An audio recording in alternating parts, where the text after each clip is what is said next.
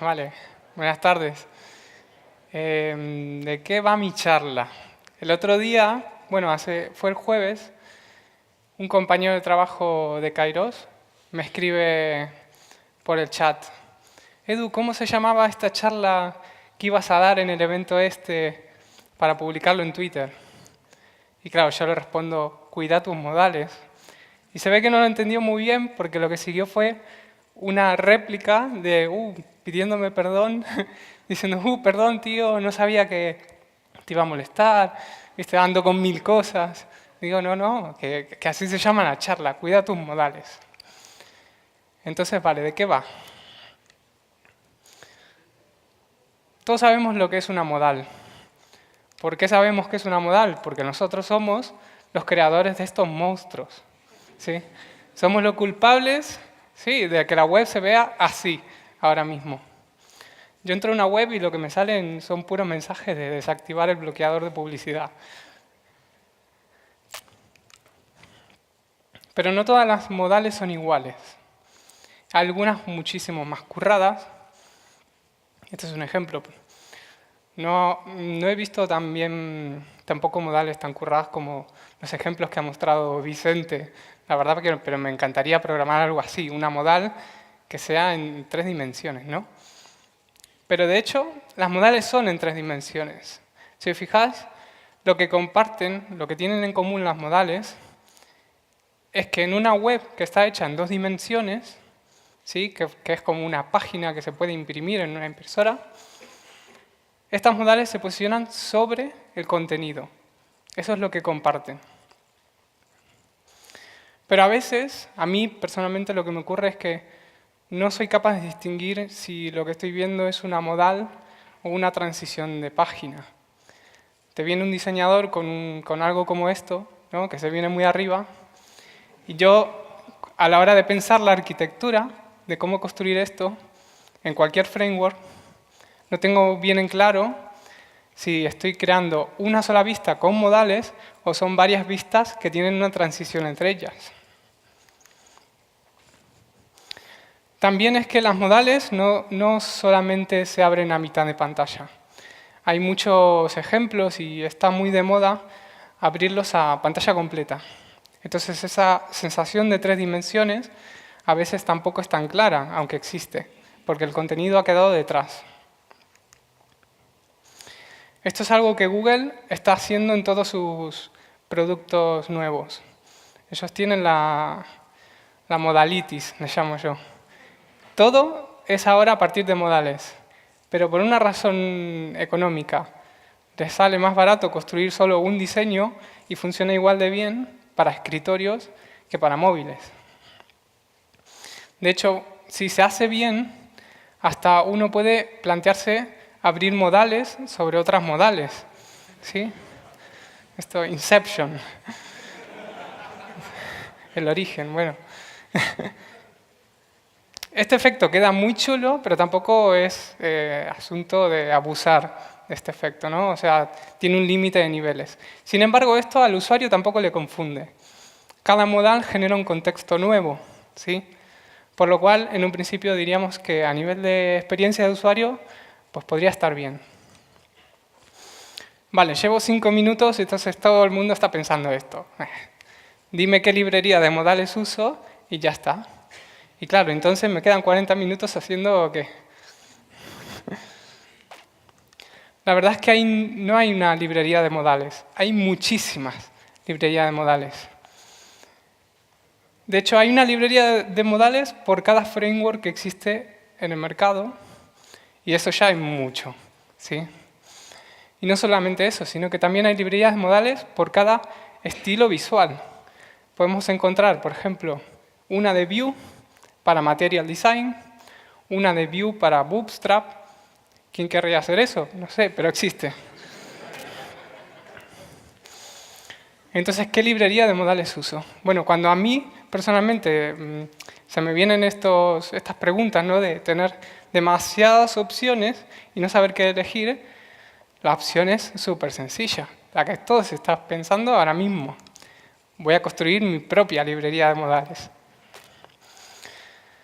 ¿Por qué no? Vale, si la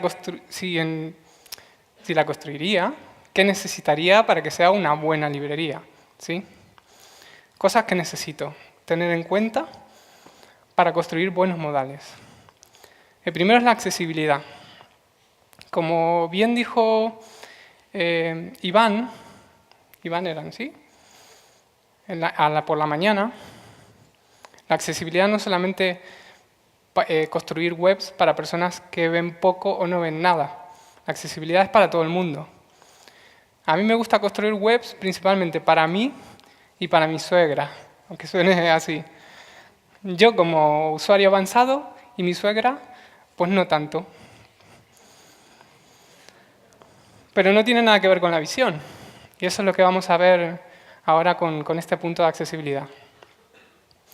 El segundo es la usabilidad. Bueno, vamos a construir algo medianamente usable. O sea, tampoco es que una modal necesite un manual, ¿no?, para poder usarse.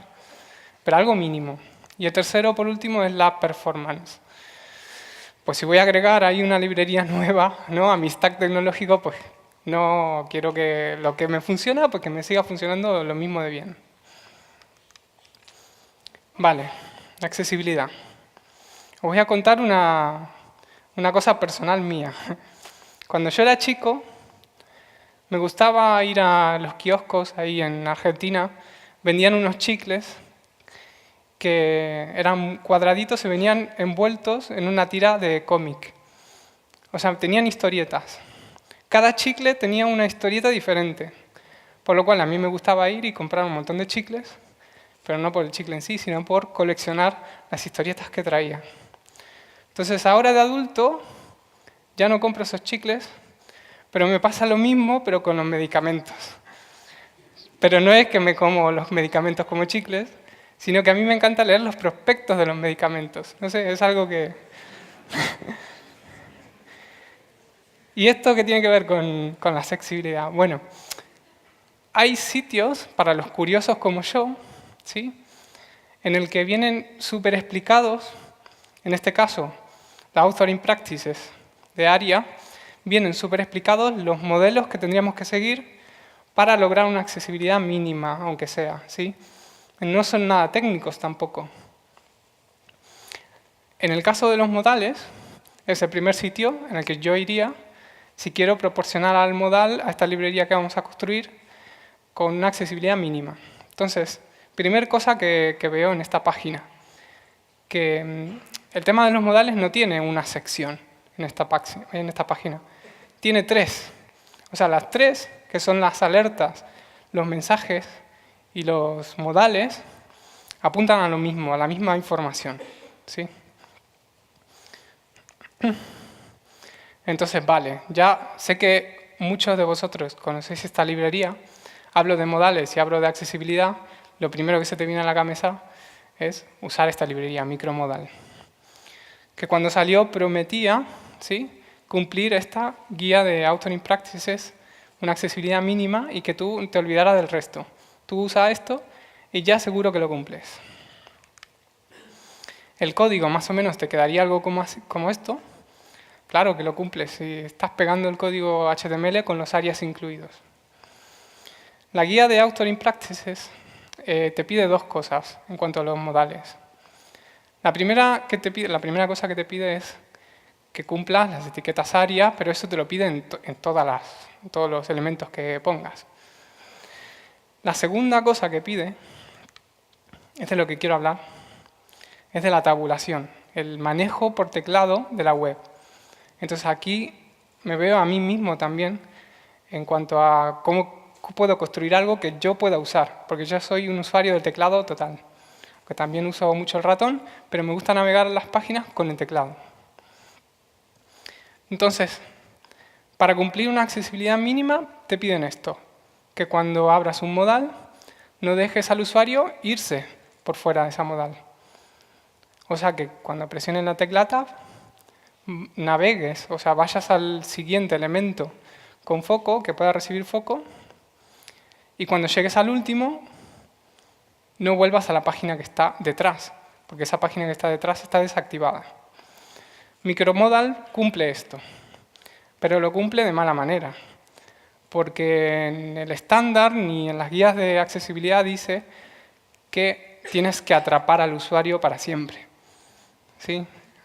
Con esto que está programado ahora mismo, en esta librería y en muchas otras que cumplen el estándar de ARIA, no puedes irte a la barra de URLs. Una vez que te has caído en esta trampa del foco, ya no puedes salir de ahí hasta que cierres esta modal. Entonces, pensar un poco, si tuvieras que construir, ¿no?, esto mismo que estamos viendo ahora, por ejemplo, ¿cómo lo harías? Yo lo haría con JavaScript, obviamente. Metería un listener del teclado, que cada vez que el usuario presionara la tecla Tab, yo me fijara en qué punto, o sea, en qué elemento del foco estoy, porque si es el último, tengo que volver a navegar al primero. No solo la tecla Tab, porque también puedo tener el Shift Tab, que es para volver atrás. Entonces tendría que fijarme lo contrario. Si estoy en el primero, ir al último. O sea, fijaros, ya esto es un lío tremendo. Bueno, de hecho, este lío es algo que Polymer ha intentado implementar con su librería de modales. Polymer también dijo, yo sí que quiero cumplir el estándar también, entonces vamos a hacer algo pues mínimamente funcional. Terminaron con 5 módulos de JavaScript, con más documentación que código, es verdad, pero también con más incidencias que soluciones, ¿sí?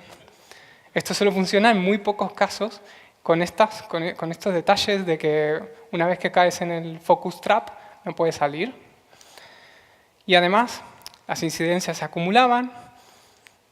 El código quedaba cada vez peor, con muchos hacks. ¿Cómo podemos quitarnos esto? ¿Cómo podemos construir una librería de modales buena, sin toda esta montaña de cosas? Bueno, ellos pensaron, ¿y si en vez de reescribir todo el sistema de flujo de navegación por teclado en JavaScript, se lo mandamos y que lo escriban el navegador? O sea, ¿y si esto lo hiciera el navegador por defecto? ¿No tendría eso mucho más sentido?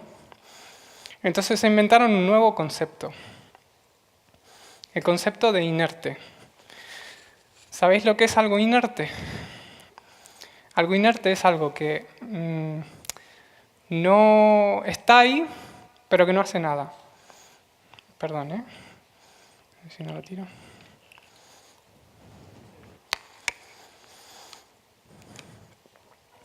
Es algo inmóvil, sin vida.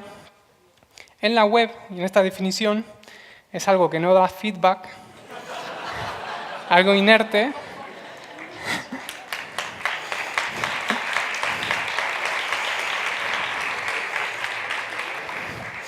No se lo esperaban, ¿eh? Algo inerte, en la definición actual del estándar de HTML, es algo que no puede recibir foco. No puede recibir foco, ni tampoco puede exponer eventos del ratón. O sea, es la suma de algo deshabilitado con pointer events a none. ¿Sí? Esas dos cosas, la diferencia es que, y con tab index -1. La diferencia es que si tú aplicas esas tres cosas a un elemento, ese elemento se vuelve inerte, pero la definición de inerte dice que se vuelve ese elemento y todos sus hijos. Eso es lo más chocante de esta nueva definición de inerte. ¿Por qué hago hincapié en que es una definición? Porque ahora mismo esto está en el estándar, lo que no está es lo que estáis viendo ahora en la pantalla, que es la aplicación de esa definición. Esta aplicación, la gente de Polymer ha dicho, ¿y por qué no convertimos esto para que la gente lo pueda usar? Y se inventaron este atributo. Teóricamente, si pones un atributo a un elemento, vuelves ese elemento inerte. ¿Qué compatibilidad tiene esto? Totalmente experimental. Esto es algo que se está incubando. Pero como digo, se está incubando la aplicación, no la definición. Y la aplicación no tiene ni siquiera un borrador escrito. ¿Sí? Algo totalmente experimental. Vale. Una cosa antes. La idea de usar este atributo inerte sería que cuando abro un modal, toda la web hacerla inerte, excepto el modal. Entonces todo el foco quedaría dentro del modal. Y la gestión del foco se la pasas al navegador. Vale, temas de usabilidad. También una usabilidad mínima, ¿sí? Quiero construir. Para mí existen, bueno, para mí, yo todo lo que digo es personal mío. Para mí existen 3 interacciones fundamentales. Hay 3 maneras de interactuar con la web. La primera es el clic. Esta es la más fácil. Le damos clic a todo. En móviles es el touch. La segunda es el teclado. ¿Sí? También, súper obvia. ¿Y la tercera? ¿Cuál piensas que es? Hacemos más la tercera que estas 2. La tercera es el scroll. De hecho, los kilómetros y kilómetros que habré hecho de scroll en mi vida como programador. ¿Sí? Si yo los contara, quizás habré dado una vuelta al mundo seguro. Y con esta reflexión me puse a pensar, ¿y si construyera o inventara un dínamo? ¿Sí? Un dínamo es un elemento que genera electricidad a través del movimiento y lo metiera en la ruedita del ratón y solo navegando en Facebook, ¿sí? Todos podríamos generar suficiente electricidad como para abastecer a algún país pequeñito de África. Imaginaros, o sea, el impacto social y económico que tendría navegar en Facebook. Aunque probablemente muchos terminamos minando bitcoins. Para las modales, el scroll y las modales no se llevan muy bien. Si os fijáis, lo que pasa es que cuando llego al tope del scroll de la modal, ese scroll se hereda o es como que sube al primer elemento padre que también tiene scroll, que es la web. Aunque no debería pasar eso, porque la web está ahí detrás, pero no debería tener scroll porque no está activada. Vale, ¿cómo puedo solucionar esto? Sé que muchos de vosotros habéis implementado modales en vuestra vida como programador front. Y sé que muchos de vosotros habéis recurrido a la solución rápida y la más simple y la que yo también he usado, que es decir, bueno, cuando abro la modal, le pongo un overflow hidden al body y se acabó la historia. Está muy bien, excepto por un detalle, que eso en Safari no funciona.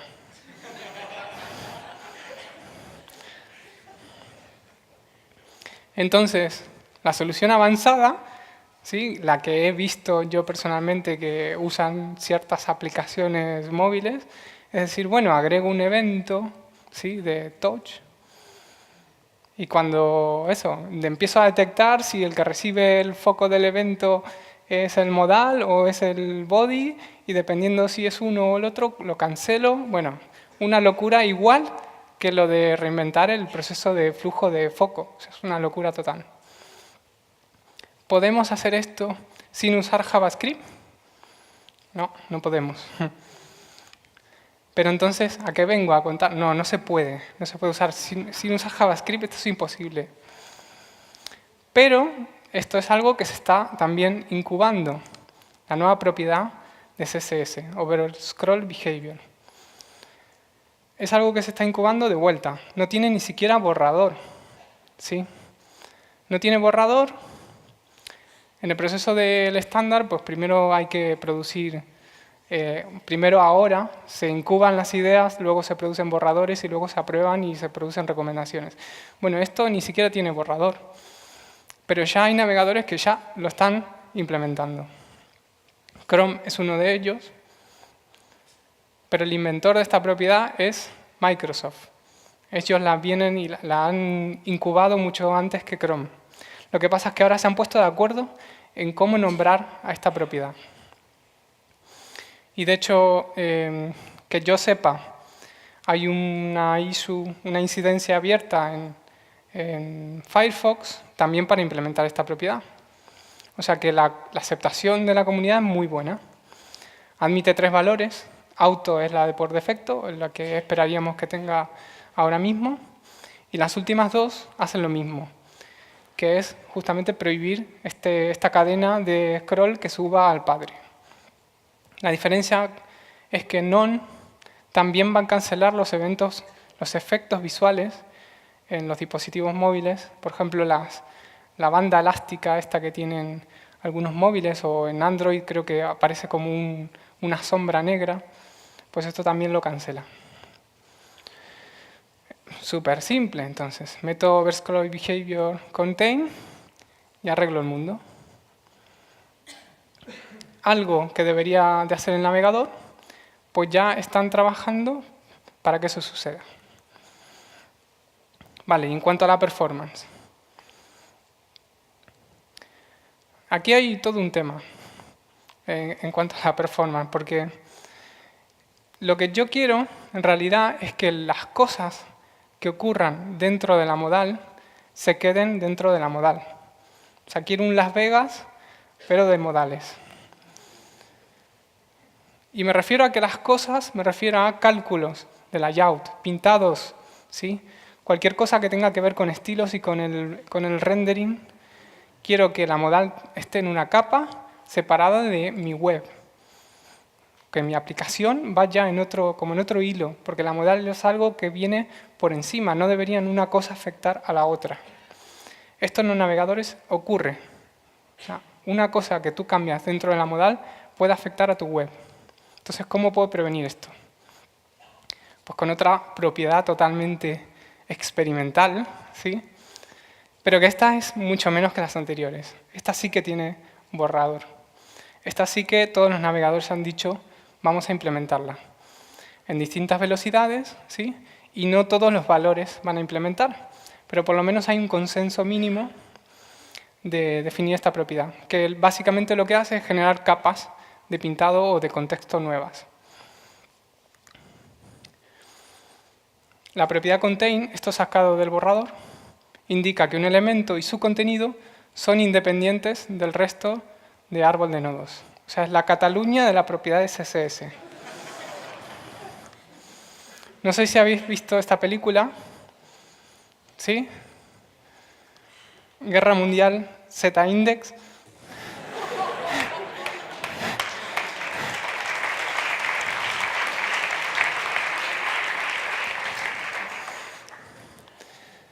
Lo que viene a solucionar esta propiedad contain es justamente generar capas nuevas, ¿sí? Que ya lo del Z-index es que es un invento que debería abolirse. Porque yo quiero que mi modal esté por encima de todo. Y todo implica que yo no tengo que preocuparme de saber cuál es el elemento que tiene Z-index mayor. Vale, tengo 3 cosas experimentales, 3 huevitos, ¿sí? ¿Qué podemos hacer con ellos? Así individualmente, muy poco, pero en su conjunto podemos hacer una tortilla. Elemento de dialog de HTML 5.2. Ha salido hace muy poquito.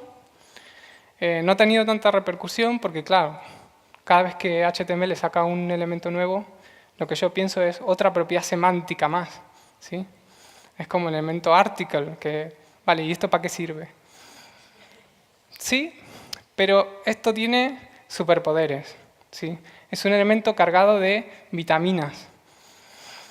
Visualmente es un cuadrado con borde negro, pero implica que ya no hace falta declarar el área, que ya no hace falta declarar el rol, no tenemos que declarar o sea, no tenemos que hacer hacks para la gestión de foco. Olvidaros de poner el body con inert excepto el modal y todas esas cosas. Olvidaros de estudiar qué hace la propiedad contain y cómo puedo aplicarlo.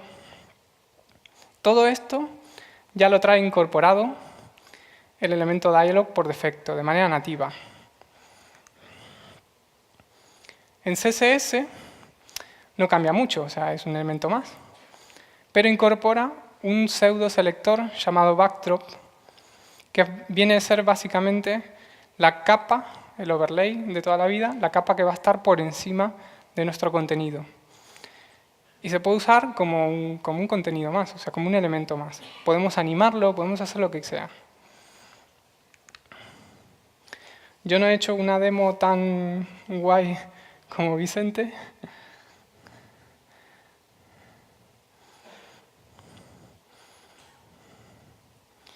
Pero bueno, esta es mi demo. Tenemos, como podéis ver, el elemento dialog. Estoy corriendo Chrome, la última versión. Esto funciona de manera nativa ya. ¿Sí? Luego el contenido y abajo el botón. No tiene mucho más. Y luego, en cuanto a CSS, le he aplicado una pequeña animación, muy chiquita, muy sutil, y unas sombras y lo principal, quitarle ese borde que le han agregado por defecto. O sea, otra cosa más para agregar al reset CSS. Y en cuanto al pseudo-selector backdrop, no tiene mucho más misterio. Fondo negro, opacidad. Pero si os fijáis, en una modal que construiría yo manualmente, sin usar esto, el overlay, la capa que va a estar por encima de todo, tiene que estar en un elemento, a nivel de nodos, en un elemento diferente al elemento dialog. ¿Sí? ¿Por qué? Porque si yo llego a poner opacidad a esa capa y mi modal está dentro de esa capa, la modal se va a hacer transparente. Entonces, normalmente, ¿qué hacemos? Pues que al overlay le ponemos un background semitransparente, o sea, de color negro semitransparente. Pero no podemos jugar mucho más con ese overlay. En cambio, este pseudo selector está en otra capa totalmente diferente. Vale, entonces, ¿cómo se ve?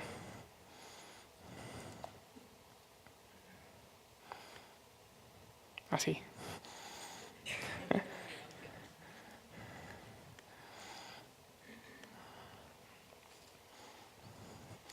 Entonces, vale, ya tenemos un elemento dialog soportado de manera nativa. Por fin ha nacido nuestro pollito, ¿sí?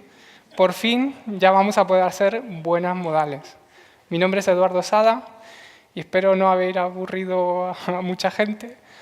Así que nada, gracias.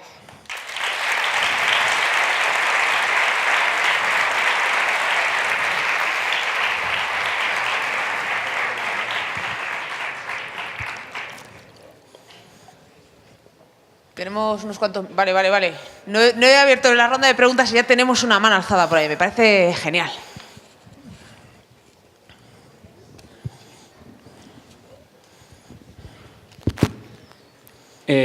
Lo que te quería preguntar era sobre esa opción que has planteado al principio sobre modal. Con este nuevo tag dialog, ¿cómo se gestiona eso sin entrar en la guerra del Z-inde?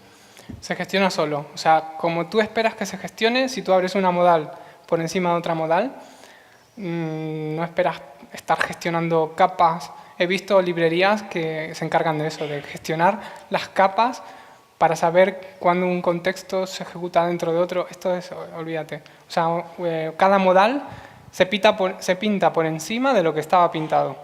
Entonces, se abre solo. Gracias. ¿Más preguntas, chicos? Que tenemos un ratito todavía. Venga, animaos. Por ahí arriba del todo... Vale, pues ahí arriba uno y luego aquí otro.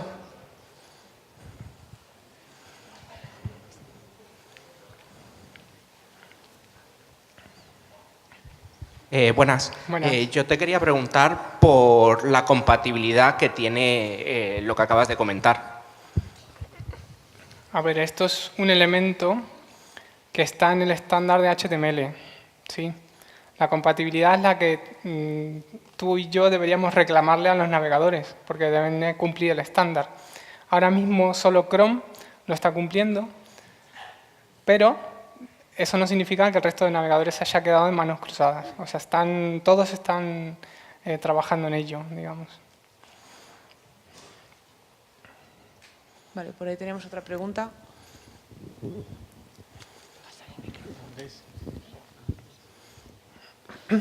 Sí, tenía una... Bueno, eran un par de preguntas, de hecho. Aquí. Ah, perdón. Sí.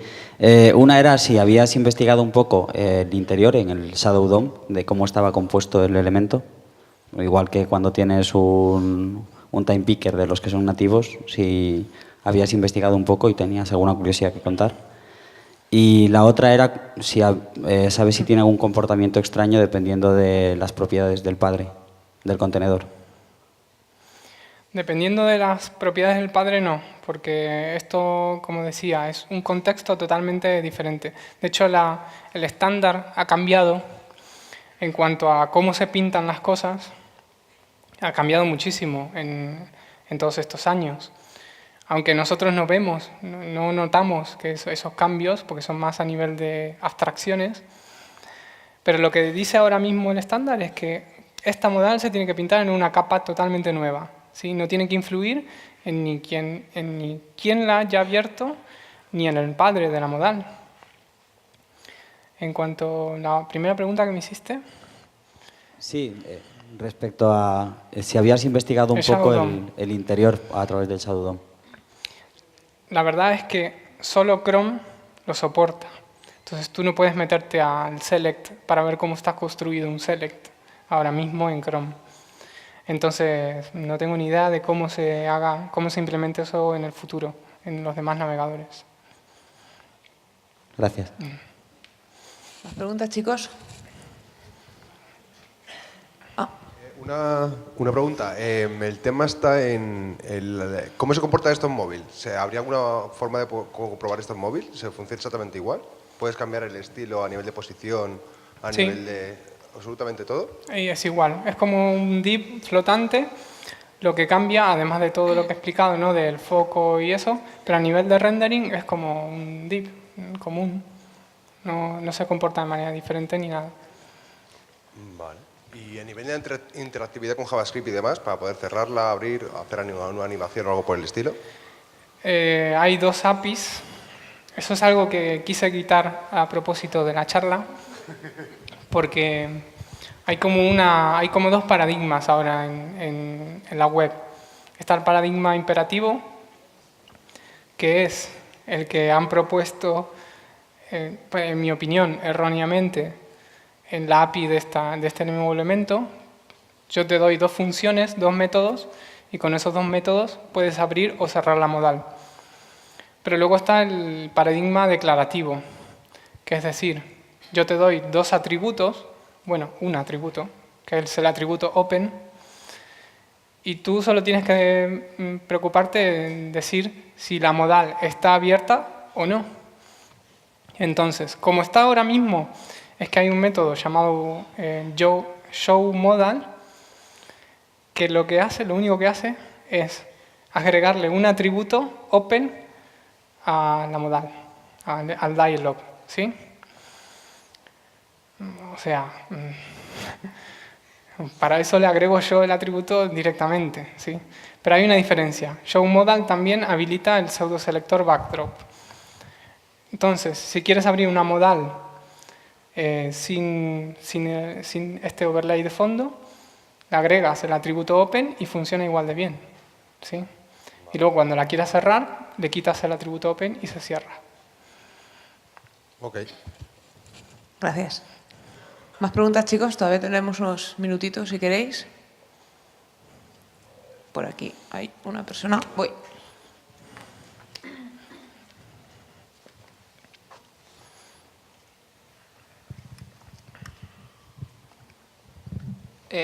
Una duda. ¿Cada dialog tiene a su vez su propio z-index? Es decir, ¿podemos crear diálogos dentro de diálogos y tratar los z-index dentro de cada diálogo y generar una estructura de capas inmensa? ¿Y por qué?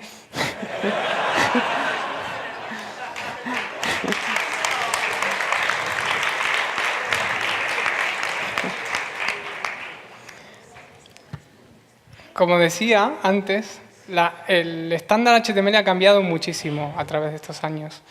Las primeras versiones decían que un z-index dependía del primer padre que tuviera posición relativa o absoluta.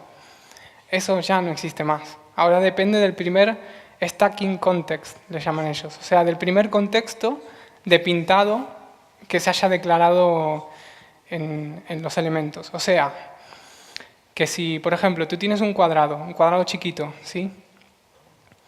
Y a ese cuadrado le pones una opacidad, ese cuadrado ya está teniendo un stacking context.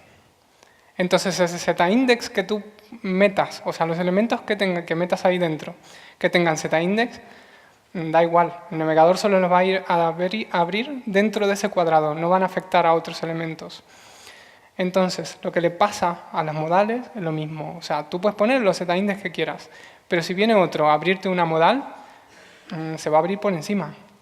Entonces, los z-index que tú pongas dentro del dialog solo van a influirte dentro de ese diálogo, pero no va a influir a otros elementos, ¿sí? Esto se pinta por encima. Esta es la novedad de este elemento. Gracias. ¿Más preguntas, chicos?